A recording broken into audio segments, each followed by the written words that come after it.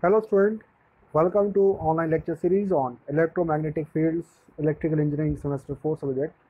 Myself Kapil Dhama, assistant professor, St. Andrews Institute of Technology and Management, Farooq Nagar, Gurugram. So student, this is lecture number 8 and we are in unit 2. So following topic we discuss in this lecture regarding electric scale potential, potential difference and unit of potential difference, potential due to a point charge, concept of absolute potential, potential due to point charge not at origin, potential due to several point charges and potential due to line charge. इसके साथ साथ हम एक और topic discussion करेंगे student, वो है potential due to surface charge, potential due to volume charge, potential due to infinite line charge and concept of electric dipole moment and electrostatic energy and energy density. तो electrostatic energy and energy density में derivation है student, तो derivation का हम वहाँ cover करेंगे. तो चलिए स्टूडेंट स्टार्ट करते हैं अपने फर्स्ट टॉपिक से. So students, before proceeding to electrical scale potential, absolute electrical potential, first we understand the potential difference concept. So as you know, potential difference, it is nothing but the work done in moving a point charge Q from point B to A in the electric field. That is, A is the fixed point and B is the point which is moving towards the A in the electric field. So under the presence of electric field, when you move the point B to point A, this is the work done, and it is given by this equation, students. W is equal to minus Q times of B to A electrical potential DI, okay, DL. तो potential difference से जैसे कि आप B to A जब move करेंगे तो work done कितना हुआ per unit charge in a moving unit charge from B to A in the presence of field E. तो पोटेंशियल डिफरेंस आप कैसे करेंगे इसको? In earlier classes you studied about voltage is equal to work done divided by per unit charge. तो work done आपने अभी इस equation में निकाला, तो इस इक्वेशन को जब हम यहाँ पुट करेंगे तो नीचे Q से Q मेरा क्या हो गया, कैंसिल आउट हो गया, and in this way you will able to calculate the values of voltage or potential difference. Okay students, so if B is the initial point and A is the final point, then potential difference is VAB, okay, minus E to B to A E electrical DL. VAB is positive if work done is done by the external source in moving the unit charge from B to A against the direction of E. So against the direction of E, when you are moving the point charge from B to A, so some work is done by the external source. So that is we got VAB is equal to positive value. Okay. So if we talk about the unit of potential difference, student, तो potential difference जैसे कि आप पता है कि volt is equal to work done divided by Q. तो 1 volt is equal to 1 joule. जितना 1 joule का काम जब एक चार्ज को एक इनिशियल पोजीशन से फाइनल पोजीशन में जो जितना काम हुआ उसको हमने 1 वोल्ट का जो है डेफिनेशन दिया. अब बात करते हैं student potential due to a point charge. यदि पॉइंट चार्ज के बारे में बात करें तो उसके लिए हम कैसे इसको अंडरस्टैंड करेंगे, देखिए. तो इसके लिए हमने देखा कि कंसीडर एक यूनिट चार्ज Q1, जैसे कि आप देख रहे हैं कि एक Q चार्ज Q1 है जिसकी इलेक्ट्रिकल इमेजिनरी फील्ड्स आप देख रहे हैं, which is placed at a point B, which is at a radial distance of RB from the origin. तो RB आपका क्या है, origin. ये देखिए RB from the origin. It is moved against the direction of E from B to A. तो B से लेकर A तक जाना है against the field of E. Okay. So consider point charge Q1 located at the origin of a spherical coordinate system producing E radially in all directions. So field E due to a point charge Q at a point having a radial distance R from the origin is E. तो ये हमने पहले ही already previous classes में देखा था student, ये relation ये वाला. तो ये हुआ. तो स्टूडेंट जैसे कि आप देख रहे हैं कि जो फॉर्मूला है वो तो हमारा बिल्कुल सेम टू सेम है ये वाला. अब चूँकि पॉइंट चार्ज है, स्फेरिकल कोऑर्डिनेट का सिस्टम है, तो ये जो DL की वैल्यू है वो कुछ इस तरीके से हो जाएगी in all x y and z की फॉर्म में, DR AR plus R times और D theta A theta plus R sine theta D phi D A phi. तो बस यही है कि पॉइंट चार्ज हमारा स्फेरिकल कोऑर्डिनेट्स में कुछ इस तरीके से बन जाएगा. इक्वेशन हमारी जनरलाइज रहेगी. ओके. तो तो जैसे कि आप देख रहे हैं कि ई हमने निकाला पिछली वाली क्लास इसमें और पिछले स्टेप में, और ये हमने स्फेरिकल कोऑर्डिनेट्स के यहाँ पे रिप्रेजेंटेशन कर दी। तो ए आर डॉट ए आर वाली जो जितनी भी चीज़ें होंगी वो हमारे को 1 दे देंगी, बाकी सारी वैल्यूज जब ए थीटा के साथ या ए फाई के साथ मिलेंगी तो वो 0 हमारे को मिलेगा। तो स्टूडेंट देखिए जैसे कि cube divided by 4 pi epsilon naught R square D R है ना, तो ये डी आर किसकी वैल्यू आई है, इस वाली फर्स्ट वाली वैल्यू। ए आर की वैल्यू कितनी है, 1 मिली है, बाकी सारी वैल्यू कितनी मिल गई, 0 मिल गई। तो 0 से क्या हुआ कि ये सारी की सारी फिर हमारे को इतना पार्ट हमारे को मिल पाया, वो हमने यहाँ लिख दिया, माइनस साइन लगा हुआ है। अब minus times of cube 4 pi epsilon not, ये कांस्टेंट क्वांटिटी बाहर है, आर बी से आर ए की तरफ मूव कर रहे हैं, और आर की पावर माइनस स्क्वायर जो नीचे डिनोमिनेटर है वो आर की पावर माइनस स्क्वायर हो गया। तो इंटीग्रेशन लगेगा आर की पावर -2 + 1 -2 + 1, तो ये वाला यहाँ पे हमने इंटीग्रेट कर दिया, लिमिट लगा दी। और देखिए स्टूडेंट माइनस में डिनोमिनेटर है, माइनस माइनस क्या होगा, प्लस हो गया। तो जब आप आर ए 1/RA 1/RB जब ये लिमिट पुट करेंगे तो you will get at VAB is equal to this volt. अब वो कहता है कि यदि RB की वैल्यू ग्रेटर देन है RA से, तो इसका मतलब है कि 1/RB लेस देन RA से हो जाएगी, तो VA ऑटोमेटिकली क्या हो जाएगा, आपका पॉजिटिव हो जाएगा। तो work done is done by the external source in moving the unit charge from B to A। Now if we talk about the absolute potential swing, what does that mean? तो absolute potential का मतलब है कि it is a work done in moving a unit charge from infinity to a particular point. Particular point पर जब आपका एक charge move होके आ रहा है तो उसकी वैल्यू दे रखी है VA, डिस वाली जो हमने अभी पहले निकाली। तो VA की वैल्यू कितनी हो जाएगी, RA 1/इन्फिनिटी, क्योंकि B का आपको पता नहीं है।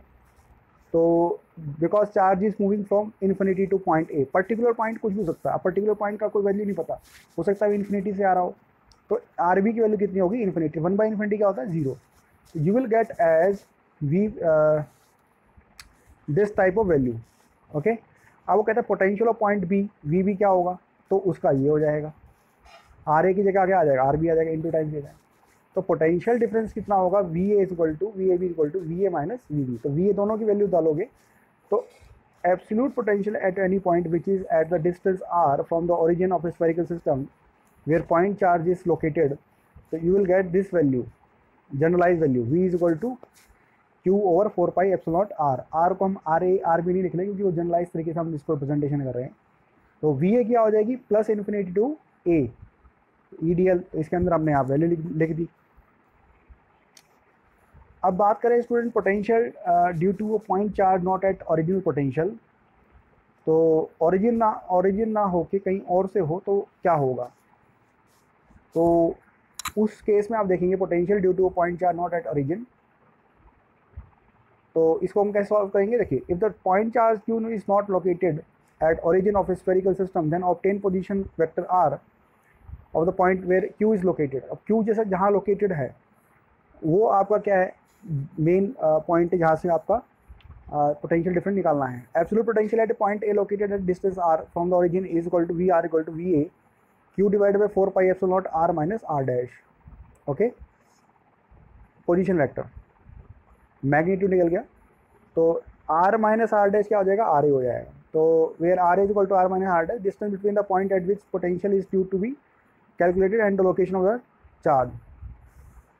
अब ये कहता है कि यदि potential difference several point charges की वजह से हो, और जैसे कि आप देख रहे हैं कि Q1 Q2 और भी हमारे पास Qn है, हमारे पास चार्जेस है, तो उसकी वजह से पोटेंशियल क्या होगा, तो consider various point charges Q1 Q2 Q2 Qn located distance R1 R2 Rn from the origin. तो potential due to all this point charges at point A is to be determined.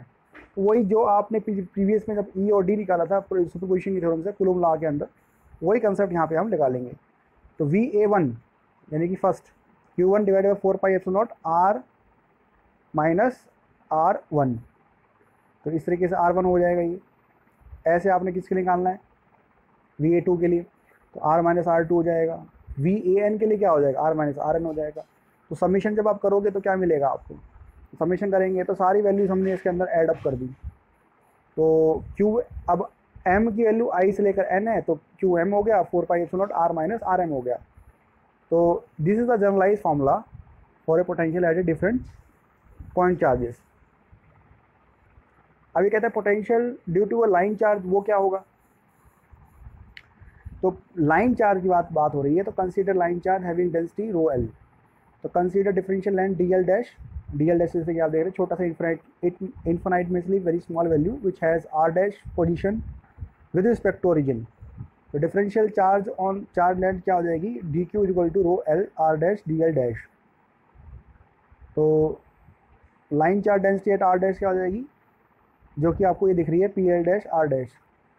Okay, अब student जैसे कि देख रहे हैं कि late potential ए, अब ए की बात करें यदि, तो डी वी ए क्या हो जाएगा, Q D Q divide by, क्योंकि स्मॉल चार्ज है D Q 4 pi epsilon naught R minus R dash.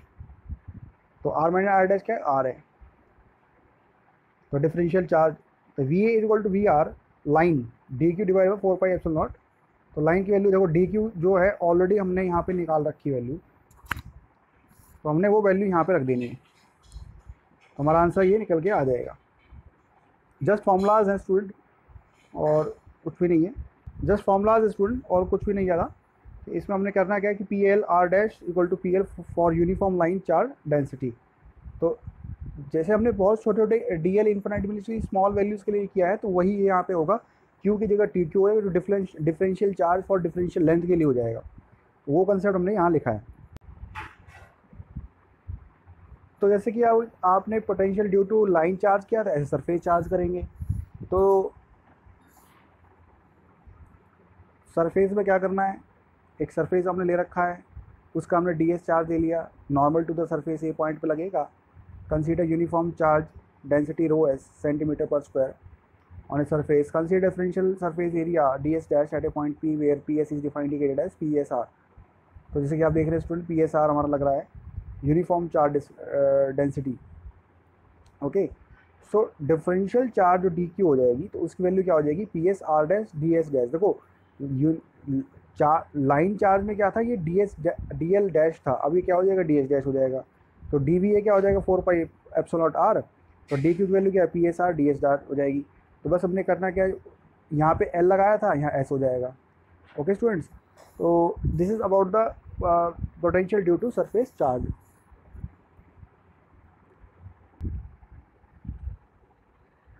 तो स्टूडेंट जैसे कि अब जैसे हमने potential due to surface charge line charge किया, तो ऐसे ही potential due to volume charge का भी हम देख सकते हैं। तो इसमें हमने क्या किया, differential volume infinitely very small हमने वहाँ से कट कर दिया और देखा कि इसका ऊपर क्या इसका पोटेंशियल बनेगा।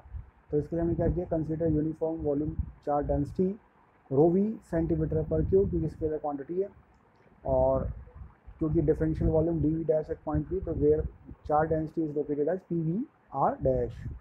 तो डी क्यू क्या हो जाएगा डिफरेंशियल चार्ज, वो क्या हो जाएगा P V R dash D V dash. जैसे हम D S dash D L dash कर रहे थे, तो अब ये potential due to volume dash क्या हो जाएगा, डी वी डैश। तो डी वी ए क्या हो जाएगा, D Q divide by 4 pi epsilon naught R. अब डी क्यू की वैल्यू कितनी है स्टूडेंट, जो कि हमने ऊपर निकाली है P V R dash D V dash, तो 4 pi epsilon naught R. R distance of point A from the differential charge. तो टोटल पोटेंशियल एट ए कितना होगा, वो होगा V A is equal to rho, integrate कर रहे हैं स्टूडेंट, वी तक rho V R dash D V dash 4 pi epsilon naught R. तो यूनिफॉर्म वॉल्यूम चार्ज डेंसिटी जो है rho V R dash equal to rho V है। Okay, अब वो कहता है कि यदि potential due to infinite line charge के बारे में बात करें तो वो कितना होगा। तो potential difference due to infinite line charge, जैसे आप देख रहे हैं कि जेड एक्सिस पे चलेंगे तो plus infinity to minus infinity. तो consider infinite line charge along Z axis having uniform line charge density rho L. B is at a radial distance, rho R B from the charge A is at radial distance. ठीक है, तो from the charge ये क्या हो जाएगा, rho L divide by 2 pi epsilon naught R A R. देखिए student, ऐसे question हमने पहले ही ब्रीफ में कर रखी हैं डेरिवेशंस, तो वहाँ से आपको बहुत ज़्यादा हेल्प मिलेगी। और हम क्या कर रहे हैं कि बी पॉइंट से ए की तरफ चल रहे हैं, ओरिजिन को ए मानते हुए, और रेडियल डिस्टेंस ए तक क्या है, आर ए है।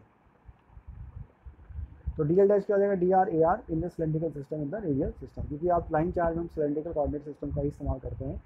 तो वी ए वी क्या हो जाएगा, minus integration V to A E D L minus R B by R A rho L 2 pi R A R D R into A R. अब A R dot A R क्या 1 हो गया, तो rho L by 2 pi epsilon naught क्या आई, तो constant quantity R B minus R A R 1/r नीचे बच गया। तो 1/r का इंटीग्रेशन क्या होता है, लॉग आर होता है। तो R B R A minus R A, ये आपने लिमिट पुट की तो आपका आंसर कितना आ गया student, R B by R A log rho L 2 pi epsilon naught V. Okay, if we talk about the concept of electric dipole student, तो concept of electric dipole में क्या है कि 2 point charges of equal magnitude but opposite sign, दो ऐसे point charges जिनका कोई equal magnitude है मगर अपोजिट साइन के हैं, तो separated by very small distance is an electric dipole. तो वो जो ऐसे पॉइंट चार्जेस जो एक बहुत छोटे से डिस्टेंस के बीच में अपने एक दूसरे के साथ डिस्टेंस मेंटेन किए हुए हैं और दोनों का magnitude same but sign opposite है, तो ऐसे ही कंसेप्ट को हमने इलेक्ट्रिक डाइपोल बोला। तो consider an electric dipole in which 2 charges +2 and -2 are separated by very small distance D. जैसे कि आप देख रहे हैं स्टूडेंट कि +q और -q डी डिफरेंस से डिपेंड कर रहा है। अब spherical coordinate system, consider point P हमने एक माना rho R theta and phi, we want to find E at a point due to dipole. तो O is the midpoint of A B where a and b are the points of location of +q and -q. So r1 is the distance from p to a and r is the distance from p to 0 and r2 is the distance from p to b। जैसे कि आप देख रहे हैं student कि p से 0 तक आपका r है और p से लेकर a आपका r1 है और p से लेकर b r2 है। तो जो इसके कोऑर्डिनेट्स बनेंगे स्टूडेंट वो क्या बनेंगे, a के कोऑर्डिनेट्स कहाँ बनेंगे, a देखिए कहाँ लाई कर रहा है, z एक्सिस पर लाई कर रहा है और चूँकि ओ जो है एक मिड पॉइंट है बी का, तो टोटल डिस्टेंस ए और बी के बीच में क्या है डी, तो ओ ए की जो वैल्यू होगी वो d/2 होगी, ओ बी की वैल्यू भी d/2 होगी। तो इसलिए ए का जो कोऑर्डिनेट बनेगा वो 0 0 d/2 बनेगा क्योंकि जेड एक्सिस पर d/2 की वैल्यू आएगी, तो यहाँ पे आपने d/2 लिखा हुआ है। जबकि नीचे अगर आप चलेंगे तो जेड एक्सिस की तरफ -b की तरफ, तो वहाँ पे क्या हो जाएगा -d/2 हो जाएगा। ओके, तो potential at point P due to +q charge, उसकी वजह से क्या होगा, तो v1 की वैल्यू क्या आएगी +4 पाई एप्सिलॉन नॉट r1, जो हमें पहले ही हमने कर रखा है। सिमिलरली v2 के भी निकाल सकते हैं मगर नेगेटिव चार्ज लगेगा। अब total potential eight p is v, तो v किसकी वजह से है, एक तो a की वजह से और एक b की वजह से, तो v1 + v2 हो जाएगा। तो q divide by 4 pi epsilon not r1 minus q divide by 4 pi epsilon not r2। यहाँ से हमने दोनों में से 4 पाई एप्सिलॉन नॉट और q हमने कॉमन निकाल दिया, 1/r1 माइनस 1/r2। एलसीएम लेंगे तो r2 minus r1 divide by r1 into r2 हो जाएगा। अब वो कहता है कि यदि p लोकेट हो रहा है z के ऊपर, ओके, तो p अगर लोकेट हो रहा है z के ऊपर तो in locate z = 0 plane, then r2 = r1 हो जाएगा, तब तो कोई दिक्कत नहीं है। तो फिर v = क्या हो जाएगा, 0 हो जाएगा। तो थस एंटायर z = 0 प्लेन और xy plane is 0 potential surface. तो xy प्लेन के ऊपर या z = 0 पर, तो आपका पोटेंशियल 0 सरफेस होगा। So all points in the z = 0 plane behave similar to the points at infinity as all are at 0 potential। तो जैसे कि आपने देखा कि इस पॉइंट में लिखा हुआ है कि all points in z = 0 plane behave similar to the points at infinity as all are 0 at potential। Okay, p is located far away from the electric dipole। अब वो कहता है कि यदि p बहुत फार अवे है आपके इलेक्ट्रिक डाइपोल से, यानी कि q1 और q2 से, तो can be assume to be parallel to each other. अब देखिए p से b की तरफ जाएँ या p से a की तरफ जाएँ तो r1 और r2 क्या है, पैरेलल टू ईच अदर है। सो am को हमने क्या किया है कि एक am हमने लिया और हमने परपेंडिकुलर ड्रॉ कर दिया ऑन r2। ओके, तो angle made by r1 r2 and r with z axis is theta. तो थीटा की तरफ से यहाँ पे एक एंगल बनाया, तो bm की वैल्यू यहाँ पे क्या हुई student, am cos theta base upon hypotenuse, तो d cos थीटा आ गया। इसी तरीके से pb की वैल्यू कितनी आ गई, तो pb की वैल्यू आई pm + pm and p = pm as am is perpendicular, so pb = r2 and pa = r1। तो bm = कितना होगा स्टूडेंट, pb माइनस pm हो गया। तो दोनों में से हमने pb की वैल्यू में पता है कि r2 है माइनस pm हो गया। तो चूँकि pm और pa क्या है, r1 के इक्वल हैं, तो आगे स्टेप में देखेंगे bm की वैल्यू कितनी होगी, r2 माइनस r1। तो d cos थीटा की वैल्यू कितनी होगी स्टूडेंट, r2 माइनस r1। अब चूँकि देखिए R2 और R1 nearly equal to R के इक्वल हैं, तो R1 R2 की जब नियरली इक्वल हैं तो R स्क्वायर हो गया, तो Q divided 4 pi epsilon naught D cos theta R square हो गया इंटू V हो गया। अब देखिए E is equal to minus delta V, ये होगा क्या है, डिफरेंशियल है ना। तो हम लोग क्या कर रहे हैं इसको डेल डी वाई वाई, इसमें हम आपके जो है स्फेरिकल कोऑर्डिनेट्स वाले सिस्टम हम यहाँ पे लगा रहे हैं। तो हमने इसका जो del V by del R है वो हो गया Q D cos theta 4 pi epsilon naught del by 1 by R square. देखो ये 1 बाई आर स्क्वायर रिस्पेक्ट में हो जाएगा। बाकी इसमें कोई ऐसा चीज़ अगर हम देखें तो थोड़ा सा इसका पार्शियल डिफरेंशिएशन करना विद रिस्पेक्ट टू, तो आर की पावर -2 + 1, तो वो हो जाएगा, और -2 आगे, तो ये देखिए ये वाला स्टेप क्या हो जाएगा, ये बन जाएगा। ओके, इसी तरीके से del V by del R की वैल्यू जो आप देख रहे हैं स्टूडेंट, वो नेट जो बनेगी वो बनेगी -q d cos theta R की बार -2 by epsilon naught. 2 pi epsilon naught क्यों, क्योंकि 2 से 2 एंस हमारा कैंसिल आउट हो गया। अब इसी तरीके से आपने del V by del theta निकालना है, तो डेल वी डेल, तो इसमें क्या होगा, कॉस थीटा आपका वेरिएबल हो गया, तो कॉस थीटा का डिफरेंशिएशन क्या होगा, माइनस साइन थीटा, माइनस ये आपका इस तरीके से यहाँ बन के आ गया। तो del V by del theta का -q d 4 pi epsilon naught R square sine theta. अब चूँकि फाई तो इसमें नहीं है, इसका मतलब क्या होगा कि 0 होगा। तो टोटल जो E बना वो बना फर्स्ट ए आर के रिस्पेक्ट में और ए थीटा के रिस्पेक्ट में, वो बन गया हमारा, ए फाई हमारा नहीं है। अब देखिए क्यू डी और 4 पाई एप्सिलॉन नॉट इसमें कॉमन है, वो निकाल दिया, और आर क्यूब भी मैंने कॉमन निकाल दिया, तो मेरे पास क्या बचा ऊपर, 2 cos theta A are square plus sign theta A R. तो ये है स्फेरिकल सिस्टम के लिए हमारा जो आंसर। ओके, अब कंसेप्ट ऑफ डाइपोल मोमेंट की बात करते हैं। अभी तो हमने इलेक्ट्रिक डाइपोल पढ़ा, अब डाइपोल मोमेंट की बात करते हैं। तो डाइपोल मोमेंट चूँकि फॉर्मूला है D vector equal to D times of A Z, its component along A R direction is equal to क्या बनेगा, डी ए आर, तो D A Z A R D cos theta बनेगा, तो D is equal to D cos theta A R. तो dipole moment जिसको हम P से बन करते हैं, Q into D, coulomb metre distance. Okay, तो P is equal to A R. तो आप देखिए स्टूडेंट, तो P की वैल्यू आप ऑलरेडी पीछे से निकाल चुके हैं, क्यू डी ए आर। तो क्यू डी की वैल्यू क्या होती है, अगर हम इसको डॉट प्रोडक्ट में क्या है, Q D cos theta A R dot A R 1 हो गया, क्यू डी कॉस थीटा हो गया। पी डॉट ए आर की वैल्यू कितनी आई, क्यू डी कॉस थीटा आई। अब देखिए पोटेंशियल क्या होता है, Q D cos theta divided 4 pi epsilon R square. अब क्यू डी कॉस थीटा क्या है, पी है, तो पी डॉट ए आर हो गया, 4 pi epsilon R square into V होगा। तो P divide by 4 pi epsilon naught R Q की वैल्यू अगर मैंने कॉमन निकाली, तो चूँकि हमने पहले ही सॉल्व कर रखा है E, तो 2 cos theta R square sine theta A theta E value आ गई। तो P की वैल्यू कितनी आ गई, Q times of D value आ गई। तो इस तरीके से हमने concept of electric dipole, concept of dipole moment हमने यहाँ पे देख लिया। अब बात करें student electrostatic energy and energy density के बारे में। तो जैसे कि आप देख रहे हैं कि स्पेस है, तो स्टूडेंट अब concept of electrostatic energy and energy density का डेरिवेशन देखते हैं। देखिए स्टूडेंट, पोटेंशियल हमने पहले निकाला, work done per unit charge W by Q. तो वर्क डन क्या हो गया, पोटेंशियल V इंटू चार्ज। तो work done to position Q2 at P2, तो आप देख रहे हैं Q2 हमारा क्या है, माइनस इन्फिनिटी की इन्फिनिटी पर पड़ा हुआ है, और अब P2 को लेके आना जा रहा है, तो V2 हो गया, V2 विद रिस्पेक्ट टू 1।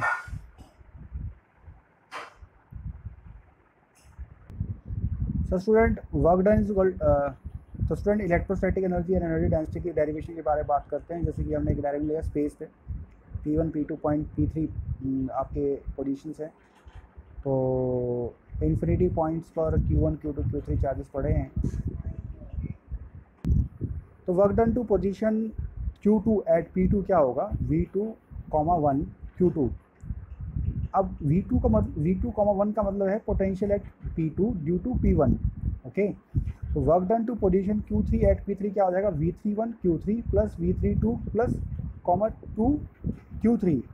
तो 10 for charge Qn to be placed at Pn। तो इस तरीके से अगर हमने Pn चार्ज पर अगर Qn चार्ज प्लेस करना हो, तो उसका फॉर्मूला क्या बनेगा, Pn is equal to potential at Vn, 1 Qn plus potential at V1, 2 n Qn। Okay, आप एक पॉइंट को समझो, जैसे हमने यहाँ लिख रखा है, work done to position Q2 at P2 का मतलब क्या हुआ कि V2, 1 Q2, इसका मतलब क्या है कि potential at P2 due to P1 इसी तरीके से potential at P2 due to P3 भी तो होगा। तो इसी तरीके से अगर n चार्जेस की बात करें तो वो हमारा फॉर्मूला क्या बनेगा, नीचे वाली इक्वेशन बनेगी। ओके, तो सभी चार्जेस के द्वारा टोटल वर्क डन कितना किया गया, work done is equal to Q2 V2, 1 plus Q3 V3, 1 plus Q3 V3, 2 plus dot dot dot. The total work done is nothing but the potential energy in the system of charges, hence denoted as WE. If charge are placed in reverse order, okay, तो WE is equal to कितना हो जाएगा, if charge are placed in reverse order तो work done experience क्या हो जाएगा student, जैसे कि आप देख रहे हैं Q3 V3, 4 plus Q2 V2, 3 plus Q2 V2, 4 plus Q1 V1, 2 plus Q1 V1, 3। इस तरीके से हम बढ़ते ले जाएंगे और सभी इक्वेशन जब हम ऐड करेंगे 1 2 तो 2 ट्वाइस वर्क ई, Q1 का अंदर कॉमन निकालेंगे तो V1, 2 V1, 3 V1, 4 dot dot V1, n। इस तरीके से Q2 कॉमन निकालेंगे तो V2, 1 V2, 3 V2, 4 V2, n। इस तरीके से Q3 निकालेंगे तो 3, 1 3, 2 3, 4 डॉट डॉट 3n। तो each sum of potential is the total resultant potential. तो V1, 2 V1, 3 इस तरीके जो 1 1 वाले हैं, it is the V1. This is the potential at P1 where Q1 is placed due to the all other charges. इसी तरीके से V2 की बात करें तो वो V2 हो गया, तो ट्वाइस वर्क की क्या हो जाएगा, Q1 V1 plus Q2 V2 plus Q3 V3। तो समीशन हम देखेंगे स्टूडेंट, तो ये अगर हम 1 2 को मैं इधर ले जाऊँ right hand side, 1/2 summation m equal to n QM VM, ये टाइम्स जूल्स हमारा यहाँ कंसिडर हो गया। तो जैसे कि आप देख रहे हैं लाइन चार्ज की बात करें तो ये हो जाएगा rho L D L V, और सरफेस चार्ज की बात करें तो 1/2 rho S D S V, और अगर वॉल्यूम चार्ज की बात करें तो rho V D V V. तो energy stored in terms of D N E, और ये कंसीडर अगर करें energy stored in terms of D N E, तो कंसीडर करें the volume charge distribution having uniform charge density rho we. Consider the volume charge density having uniform charge. Consider the volume charge distribution having uniform charge density rho v centimeter per cube. Total energy stored is, जैसे कि आप देख रहे हैं कि third equation की मदद से हमने ये निकाला। तो according to Maxwell first equation, अभी हम आगे वाले इक्वेशन में मैक्सवेल इक्वेशन फर्स्ट निकलेंगे। तो उसकी इक्वेशन है rho V is equal to del times of D vector. तो चूंकि आप जानते हैं कि थर्ड इक्वेशन से 1/2 roll integration of rho D V V D, तो वी डॉट वी क्या हो जाएगा हमारा, सिंगल हो जाएगा। तो ये देखिए स्टूडेंट, जैसे कि हमने प्रोडक्ट कर दिया इसमें del dot V dot vector dot D dot D V. तो यहाँ पे हमने ऑपरेशन लगाया है और ऑपरेशन लगते ही ये कुछ इस तरीके से बन के आया। तो W जो नेट रिजल्टेंट वैल्यू बनेगी 1/2 del dot V dot D vector minus half D vector dot V dot D V. तो according to divergence theorem volume integral can be converted to closed surface integral if close surface totally surrounded the volume. तो this is the equation कि half of del V D vector D V is equal to half of V dot D S. तो volume को totally convert कर सकते हैं हम surface के अंदर। ओके, तो वर्क एक्सपीरियंस जो बनेगा एनर्जी, तो हाफ टाइम्स ऑफ कंटूर जो अभी आपने करा D S minus half of volume D dot del V D V. तो डब्ल्यू के टी यानी कि V is the inversely proportional 1/r and D is inversely proportional to 1/r square. तो for point charges, तो V is directly proportional to 1/r square, WKT यानी V is equal to 1/r and D vector is equal to 1/r square for point charge, V is equal to 1 by inversely proportional 1/r square, D is equal to 1/r cube for dipoles। तो VD is equal to inversely 1/r cube for DS varies as r square vary।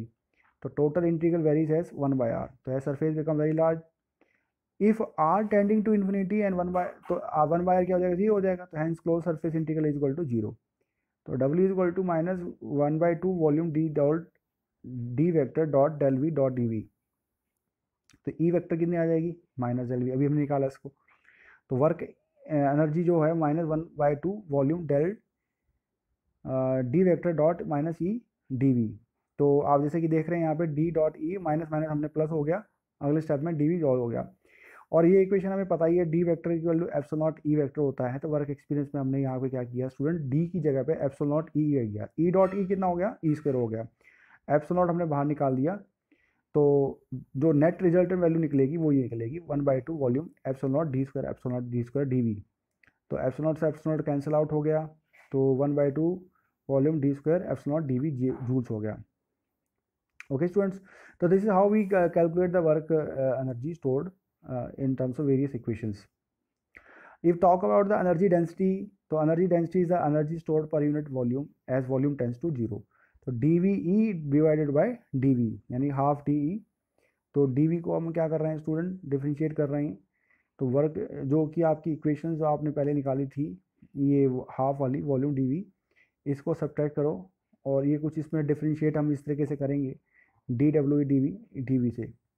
तो ये जो हमारा energy density आपको सीधे सीधा पता होना चाहिए कि एनर्जी डेंसिटी को हम लिखते हैं energy stored per unit volume as volume tends to 0।